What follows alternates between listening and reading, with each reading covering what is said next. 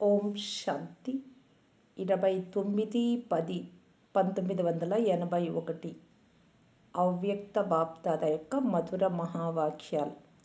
తండ్రి మరియు పిల్లల యొక్క ఆత్మిక మిలనం. ఆత్మిక తండ్రి ఆత్మిక పిల్లలతో మిలనాన్ని కలుస్తూ ఉన్నారు. ఈ ఆత్మిక మేళాను కేవలం పిల్లలైన మీరే జరుపుకోగలరు. ఈ ఒక్క తండ్రితో ఒకేసారి ఒకే సమయంలో ఈ మిలనమును జరుపుకోగలరు. మీరందరూ దీపావళి మేళాను జరుపుకునేందుకు వచ్చారు. మేళాలో ఒకటేమో జరుపుకోవడం ఉంటుంది, ఇంకొకటి ఒకరితో ఒకరు కలుసుకోవటం ఉంటుంది, మూడవది కొంత తీసుకోవడం కొంత ఇవ్వడం ఉంటుంది, నాలుగవది ఆడుకోవడం ఉంటుంది. మీరందరూ ఈ 4 చేశారు. మేళాలోకి అయితే వచ్చారు, కానీ జరుపుకోవడం అనగా సదా అవినాశి ఉత్సాహంతో నిండిన ఉల్లాసంతో నిండిన జీవితంలో సదా ఉండే దృఢ సంకల్పం చేయడం. ఈ ఆత్మిక మేళాను జరుపుకోవడం, అవినాశి ఉత్సవాన్ని జరుపుకోవడం ఏదో 1-2 రోజుల కొరకు కాదు. సంగం యుగమే సదా ఉత్సాహము పెంచేది. అంటే సదా ఉత్సవము అనగానే ఉత్సాహాన్ని పెంచేది. కావున దీపావళి అయిపోవడం కాదు, అంతా దీపావళే. ఇది సదాకాలికంగా క్రొత్త సంవత్సరమే. ప్రతి గడియ మీ కొరకు క్రొత్త గడియయే. క్రొత్త సంవత్సరంలో ఆ ఒక్కరోజు విశేషంగా క్రొత్త వస్త్రాలను, క్రొత్త అలంకరణలను, క్రొత్త ఉత్సాహంతో విశేషంగా సంతోషంగా వేడుకను జరుపుకునే రోజుగా భావిస్తూ అందరికీ అభినందనలు తెలుపుతారు, నోరు తీపి చేసుకుంటారు.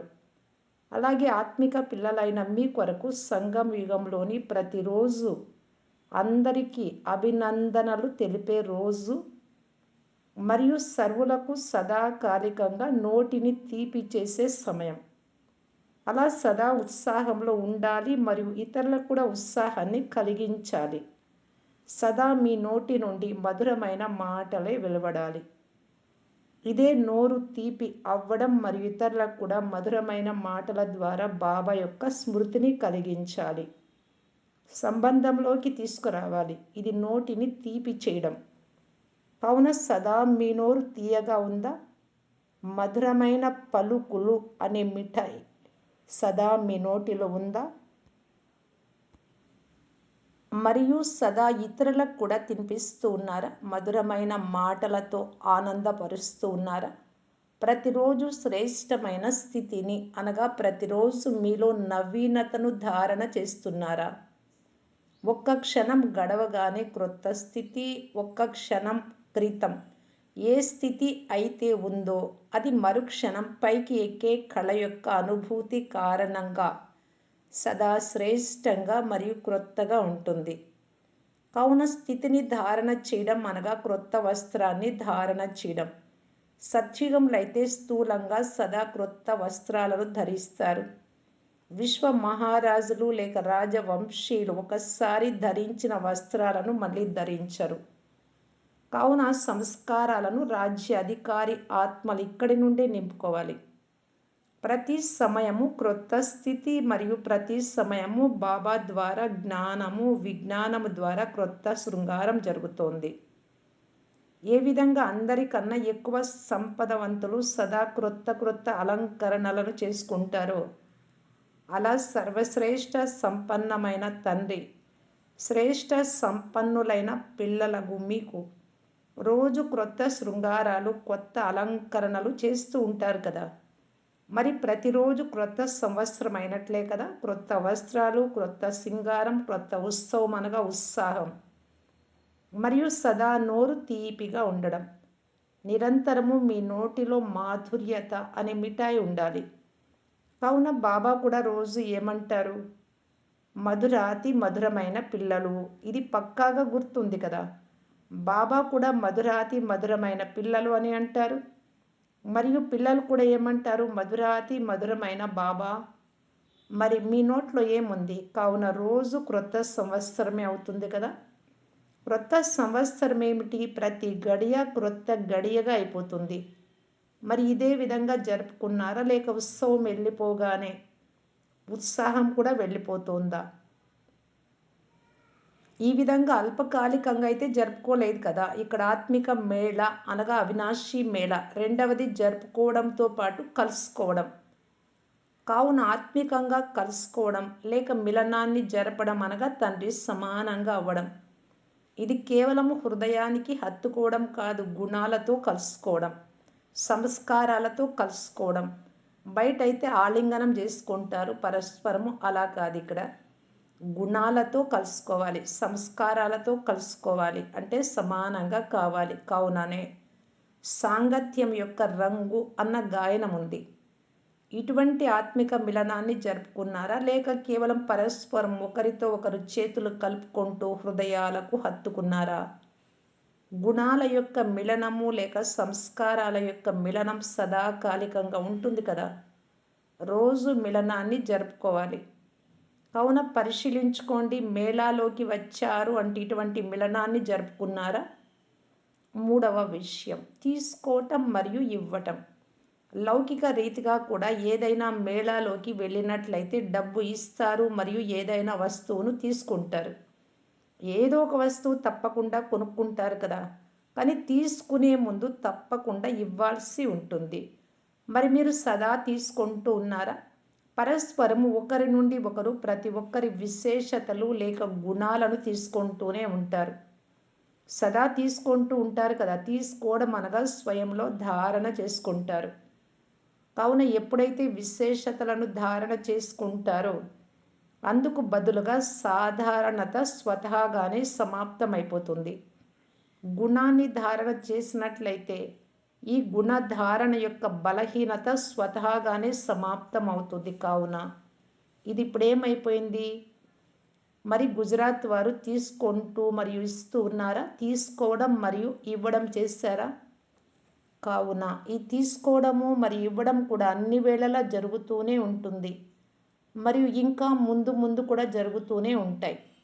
ప్రతి క్షణము తీసుకుంటారు మరియు ఇస్తారు.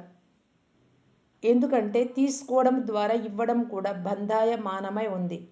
కావున ఇవ్వటంలో కూడా ఉదార చిత్తులుగా ఉన్నారా లేక పిసినారులుగా ఉన్నారా?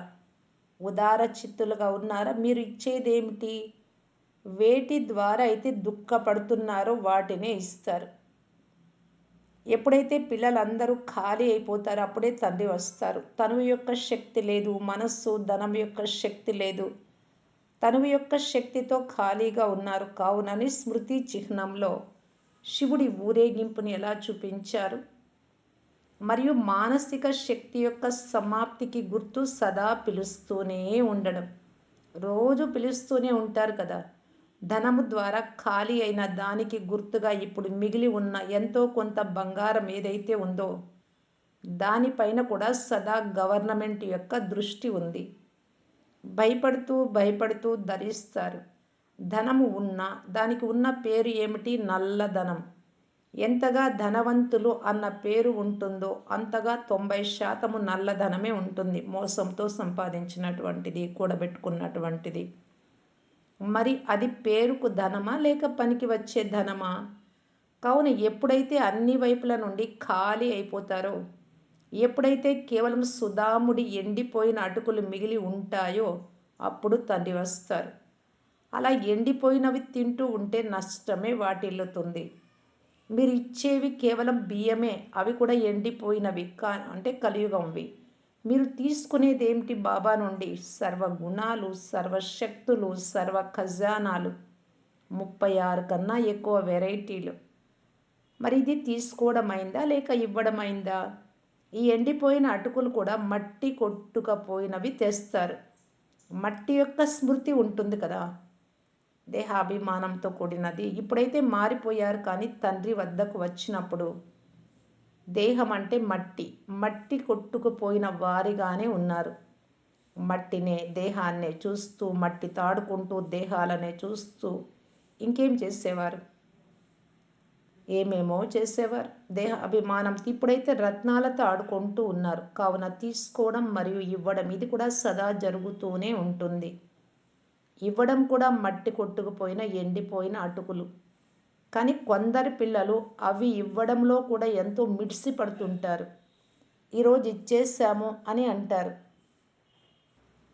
కానీ సుధాముని వలె కుచేలుడి వలె వాటిని కూడా ప్రక్కన దాచిపెట్టుకొని ఉంచుకుంటారు. బాబా అయితే తీసుకోగలరు, కానీ మరి ఇచ్చే వారికి భాగ్యం తయారవుతుందా? నేనే తీసుకుంటే మీరే ఇవ్వాలి. బలవంతంగా తీసుకున్నట్లయితే ఇచ్చి తీసుకోవడంలో తేడా ఉంటుంది, అందులో లోపం ఉంటుంది. ఒకటి ఇవ్వడము మరియు కోటాను రెట్లు పొందడం. కావున స్వ ఇచ్ఛ అనగా దృఢ సంకల్పము ద్వారా ఒకటి ఇవ్వడము కోటాను రెట్లు పొందడం అవుతుంది. కావున మీరే ఇవ్వాల్సి వస్తుంది, ఎందుకంటే ఇవ్వడంలోనే కళ్యాణం ఉంది మీకు. కావున తీసుకోవడం మరియు ఇవ్వడం ఏమిటో అర్థం చేసుకున్నారా? ఎప్పుడైతే ఇలా జరుపుకోవడం, కలుసుకోవడం మరియు ఇవ్వడం తీసుకోవడం జరుగుతుందో ఆ తర్వాత ఏం చేస్తారు? సదా బాబాతో పాటు సంతోషంగా ఆడుకోవడం, సదా అతీంద్రియ సుఖం యొక్క ఊయలలో ఊగడం. మరి ఇటువంటి మేళాను జరుపుకున్నారా? ఇదే ఆత్మిక మేళాను సదా జరుపుకుంటూ ఉండండి. మరియు ఇది ప్రతిరోజు జరుపుకునే మేళ. అర్థమైందా? అచ్చా, ఈ విధంగా ప్రతిరోజు మేళాను జరుపుకునే వారికి, సదా స్వయం యొక్క మరియు సర్వుల యొక్క నోటిని తీపి చేసే వారికి, సదా క్రొత్త ఉత్సాహమును ఉంచే వారికి అనగా సదా ఉత్సవమును జరుపుకునే వారికి, ప్రతి క్షణము పైకెక్కే కళ యొక్క క్రొత్త స్థితి అనగా క్రొత్త వస్త్రాలను ధరించే వారికి, క్రొత్త శృంగారధారలకు, సదా బాబాతో పాటు సంతోషంగా ఆడుకునే వారికి, ఇటువంటి సదా ఆత్మిక మేళాను జరుపుకునే శ్రేష్ఠ ఆత్మలకు బాప్దాదా యొక్క ప్రియ స్మృతులు మరియు నమస్తే. యుగళలతో జంటతో మీ విశేషతలను గురించి మీకు తెలుసా? ఈ గ్రూప్ యొక్క విశేషత ఏంటి? ఈ గ్రూపు సన్యాసులను, మహాత్ములను కూడా తల వంచుకునేలా చేసే గ్రూపు. సన్యాసులు అనగా ఈనాటి మహానాత్మలు. కావున ఈనాడు మహాత్ములుగా పిలువబడే వారికి కూడా మీ జీవితం ద్వారా బాబా యొక్క పరిచయాన్ని మీరు ఇస్తారు. ఇదే విశేషతను సదా స్మృతిలో ఉంచుకుంటూ ప్రతి అడుగును వేసినట్లయితే ప్రతి అడుగు చరిత్రవంతంగా అయిపోతుంది. బ్రహ్మ యొక్క ప్రతి కర్మను చరిత్ర యొక్క రూపంలో వర్ణన చేస్తారు కదా. ఇక్కడ మధువనమును బ్రహ్మ బాబా యొక్క చరిత్ర భూమిగా భావిస్తూ ఇక్కడికి వస్తారు కదా.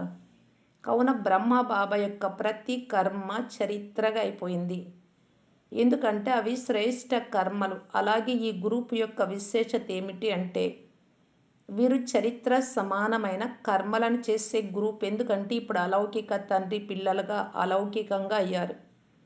బ్రహ్మకుమారుల యొక్క అలౌకిక సంబంధం ఏర్పడింది. అలౌకిక తండ్రి, అలౌకిక పిల్లలు మరియు అలౌకిక కర్మలు. అలౌకిక కర్మలనే చరిత్ర అని అంటారు. కావున రోజంతటిలో అమృత వేళ నుండి రాత్రి వరకు ప్రతి కర్మ చరిత్రగా ఉండాలి, సాధారణంగా ఉండకూడదు. అలౌకికంగా ఉండాలి. అలౌకిక జీవితం వారు సాధారణ కర్మలను చేయజాలరు. అందరి 2 చక్రాల బండి సరిగ్గా నడుస్తోంది కదా, స్త్రీ పురుషులది ఇద్దరిది. ఎప్పుడు ఏ చక్రము క్రిందకు పైకి అవ్వడం లేదు కదా. ఒక చక్రం ముందుకు వెళ్తూ ఇంకొకటి వెనుకకు వెళ్తూ ఇలాగైతే జరగడం లేదు కదా. ఒకరికన్నా ఒకరు ముందు ఉండండి మరియు ఒకరినొకరు ముందు ఉంచే వారిగాను ఉండండి. మీ అందరిలోనూ ఇదే విశేషత ఉండాలి. ఒకరినొకరు ముందు ఉంచడమే ముందుకు వెళ్ళడం. నేను పురుషుడిని అని లేక నేను స్త్రీ శక్తిని అని భావించడం కాదు. మీరు శక్తి అయినట్టయితే పాండవులు తక్కువేమీ కాదు, అలాగే స్త్రీలు శక్తులు తక్కువేమీ కాదు. ఇరువురు బాబాకు సహయోగులే. కావున పాండవులు ముందు ఉన్నారు లేక శక్తులు ముందు ఉన్నారు అని కూడా అనలేరు. ఎంతో కాలంగా శక్తులు తమను తాము క్రింద ఉన్న వారిగా భావిస్తూ వచ్చారు స్త్రీలు. కావుననే నశ ఎక్కించేందుకు వారిని బాబా ముందు ఉంచారు. అందుకే శక్తులను డాలు అని అంటారు. శక్తులను ముందు ఉంచడంలోనే పాండవులకు లాభం ఉంది. శక్తులు వెనుక ఉంటే మిమ్మల్ని కూడా వెనక్కు లాగేస్తారు, ఎందుకంటే శక్తులలో ఆకర్షించే శక్తి ఎక్కువగా ఉంటుంది. కావున శక్తులను ముందు ఉంచడమే మీరు ముందుకు వెళ్ళడం. శక్తులు పాండవులకు డాలు వంటి వారు. పాండవులు ఎక్కడైనా ఇటువంటి భాషణ చేస్తే దెబ్బలు తినాల్సి వస్తుంది. భాషణ అంటే ఉపన్యాసం ఏదైనా చెప్పేటప్పుడు జాగ్రత్తగా చెప్పాలి. ఇటువంటి మాటలు మాట్లాడొద్దు అంటున్నారు. దెబ్బలు తింటారు అంటున్నారు బాబా. ఎక్కడైనా గీతా పాఠశాలను తెరిస్తే అక్కయ్యలను పంపించండి అని అంటారు. మాత గురువు కావున మాతలో భావన సహజంగా కూర్చుంటుంది. బ్రహ్మ బాబా కూడా వెన్నెముకగా ఉన్నారు మరియు శక్తులను ముందు ఉంచారు. కావున మీరు కూడా బ్రహ్మ బాబా యొక్క సహచరులే. కావున ఏ విధంగా బాబా శక్తులను ముందు ఉంచడం ద్వారా సఫలత లభించిందో అలాగే మీరు కూడా శక్తులను ముందు ఉంచినట్లయితే సఫలత లభిస్తుంది. ప్రవృత్తిలో ఇంటిలో ఎటువంటి గొడవలు జరగడం లేదు కదా. ఎప్పుడు పాత్రలు ఒకదానికొకటి తగిలి చప్పుడు రావడం లేదు కదా. ఎందుకంటే ఏ చప్పుడు వచ్చినా అందరూ ఏమంటారు, భగవంతుడి పిల్లలు మరియు గొడవ పడడమా అని అంటారు. పాత్రలు ఒకదానికొకటి తగులుతుంటే చప్పుడు తప్పకుండా వస్తుంది. అంటే వారి కోపం పాత్రల పైన చూపిస్తారు కదా. ఇప్పుడు ఆ చప్పుడు రాదు కదా. ఎందుకంటే ఇక్కడ మీ ఇద్దరి మధ్యలో తండ్రి ఉన్నారు. ఎక్కడైతే మధ్యలో తండ్రి వస్తారో అక్కడ శబ్దం ఉంటుందా? బాబాను గుర్తుంచుకుంటే కొట్లాడారు కదా. పాత్రల పైన కూడా ప్రతాపం చూపించరు. మధ్య నుండి ఎప్పుడైతే తండ్రిని తప్పిస్తారో మీ ఇరువురికి మధ్యలో అప్పుడు తప్పకుండా ప్రమాదం జరుగుతుంది మరియు శబ్దం వస్తుంది. కావున సదా బాబాను తోడుగా ఉంచుకోండి. బాబా తోడుగా ఉన్నట్లయితే ఏదైనా విషయం జరిగినా అది సరి అయిపోతుంది ఖచ్చితంగా. ఎవరైనా ఇద్దరి మధ్య మూడవ వారు వస్తే విషయం సమాప్తమైపోతుంది కదా. అలాగే బాబాను మధ్యలో ఉంచినట్లయితే ఆ విషయం పెరగదు, సమాప్తం అవుతుంది. ప్రవృత్తిలో ఉంటూ కూడా సదా దేహం యొక్క సంబంధం నుండి నివృత్తిగా ఉండండి. అప్పుడే ప్రవృత్తి యొక్క పాత్రను అభినయించగలుగుతారు. నేను పురుషుడిని, తాను స్త్రీ అనే భావం స్వప్నంలో కూడా రాకూడదు. ఆత్మలు సోదరులైనప్పుడు స్త్రీ పురుషులు అన్నది ఎక్కడి నుండి వస్తుంది? బాబా మరియు మీరే యుగరులు కదా. మరి తాను నా యుగలు అని ఎలా అనగలరు? బాబానే పతిగా చేసుకుంటే లేదు పత్నిగా చేసుకుంటే నిమిత్త మాత్రంగా కేవలం సేవార్థం అలా ఉన్నారు. కానీ కంబైన్డ్ రూపంగా అయితే మీరు మరియు బాబా మాత్రమే ఉన్నారు. అయినా బాప్ దాదా ధైర్యం ఉంచినందుకు మీకు అభినందనలు తెలుపుతారు. ధైర్యాన్ని ఉంచి ముందుకు వెళ్తున్నారు. ఇంకా ముందుకు వెళుతూనే ఉంటారు. ఈ ధైర్యానికి అభినందనలు తెలుపుతూ ఉన్నారు. కుమారులతో స్వయాన్ని సదా రాజర్షులుగా భావిస్తున్నారా? అధికారులు మరియు ఋషులనగా తపస్వీలు స్వయం యొక్క రాజ్యం ప్రాప్తం అవ్వడం ద్వారా స్వతహాగానే తపస్వీలుగా అయిపోతారు. ఎందుకంటే స్వయం యొక్క రాజ్యం ఉన్నప్పుడు స్వయాన్ని ఆత్మగా భావించడం ద్వారా తండ్రికి చెందిన వారిగా అవ్వడం ద్వారా అదే తపస్సు అవుతుంది. ఆత్మ తండ్రికి చెందినదిగా అవ్వడము అనగా తపస్విగా అయినట్లు. కావున రాజ్యము ఉంది మరియు మీరు ఋషులు కూడా. మరి అందరూ స్వరాజ్య అధికారులుగా అయ్యారా? ఏ కర్మేంద్రియము తన వైపుకు ఆకర్షించకూడదు. సదా బాబా వైపుకు ఆకర్షితులై ఉండాలి. ఏ వ్యక్తి లేక వస్తువు వైపుకు ఆకర్షణ వెళ్ళకూడదు. మరి మీరు ఇటువంటి రాజ్య అధికారి తపస్వి కుమారులేనా? పూర్తిగా విజయులుగా అవ్వండి. ఎందుకంటే వాయుమండలం కలియుగ వాయుమండలం కదా. అలాగే హంస మరియు కొంగల యొక్క తోడు కూడా ఉంటుంది. అటువంటి వాతావరణంలో ఉంటూ కూడా స్వరాజ్య అధికారులుగా ఉన్నట్లయితే సురక్షితంగా ఉంటారు. కొద్దిగా కూడా ప్రాపంచిక వైబ్రేషన్ల యొక్క ఆకర్షణ ఉండకూడదు. ఎటువంటి కంప్లైంట్ ఉండకూడదు. సదా కంప్లీట్గా ఉండాలి. కుమారుల యొక్క కంప్లైంట్ వస్తూ ఉంటుంది. కుమారులు విజయులుగా అయిపోయినట్లయి వారు అందరికన్నా ఉన్నతమైన వారు అవుతారు. ఎందుకంటే ప్రభుత్వం కూడా యువతను ముందు ఉంచుతుంది. అందులోనూ కుమారులు ఎక్కువగా ఉంటారు. కుమారులు ఏది కావాలి అనుకుంటే అది చేయగలుగుతారు. ఎందుకంటే శక్తి ఎంతగానో ఉంటుంది. కానీ శక్తిని వ్యర్థం చేయడం లేదు కదా. సంకల్పము మరియు స్వప్నంలో ఒక్క బాబా తప్ప ఇంకెవ్వరూ ఉండకూడదు. అప్పుడే నెంబర్ 1 కుమార్ అని పిలువబడతారు. కుమారులు నిర్విఘ్నులుగా అయిపోయినట్లయితే అందరినీ నిర్విఘ్నంగా చేయగలుగుతారు. కుమారుల టైటిలే విఘ్న వినాశకులు. ఏ విధమైన విఘ్నానికి అనగా మనస్స, వాచ, కర్మణ ఏ విఘ్నానికి వశీభూతులు కారాదు. కావున కుమారులకే విఘ్న వినాశక్ అనే టైటిల్ ఉంది. వినాయకుడు ఉన్నారు కదా, కావున మీ స్మృతి చిహ్నానికి విఘ్న వినాశకుడు అన్న పేరు ప్రసిద్ధి అయింది. ప్రాక్టికల్గా అయ్యారు మీరు ఇక్కడ. అప్పుడే స్మృతి చిహ్నాలు జ్ఞాపకార్థాలు తయారయ్యేది. విఘ్న వినాశకులుగా అవ్వడం ద్వారా స్వతహాగానే మనస్సు ద్వారా కూడా సేవ జరుగుతూ ఉంటుంది. వాయుమండలం కూడా నిర్విఘ్నంగా అవుతూ ఉంటుంది. ఏ విధంగా తత్వాల ద్వారా వాతావరణం మారుతూ ఉంటుందో అలా విఘ్న వినాశకులైన పిల్లల ద్వారా వాయుమండలం మారిపోతూ ఉంటుంది.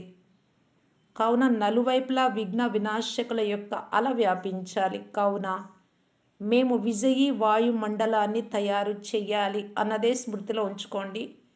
ఏ విధంగా సూర్యుడు స్వయం శక్తిశాలియో కావున నలువైపులా తన శక్తి ద్వారా ప్రకాశాన్ని వ్యాపింపజేస్తాడో అలాగే శక్తిశాలురుగా అవ్వండి. కుమారులకు ఏదో ఒక పని తప్పకుండా కావాలి. కుమారులు ఫ్రీగా ఉన్నట్లయితే గొడవలు జరుగుతాయి. కుమారులు బిజీగా ఉన్నట్లయితే అందులో స్వయం యొక్క కళ్యాణము ఉంది మరియు విశ్వ కళ్యాణము ఉంది. కావున విఘ్న వినాశకులుగా అయ్యి వాయుమండలమును తయారు చేయడంలో బిజీగా ఉండండి. మీ విశేషతను ఈ కార్యములో వినియోగించండి. ఒక్కొక్క కుమార్ అనేకులకు సంజీవని మూలికనిచ్చే మహావీరుడు అనగా మీరు మూర్ఛితులను మేల్కొల్పేవారు. కావున సదా మీ యొక్క ఈ కర్తవ్యాన్ని గుర్తుంచుకోండి.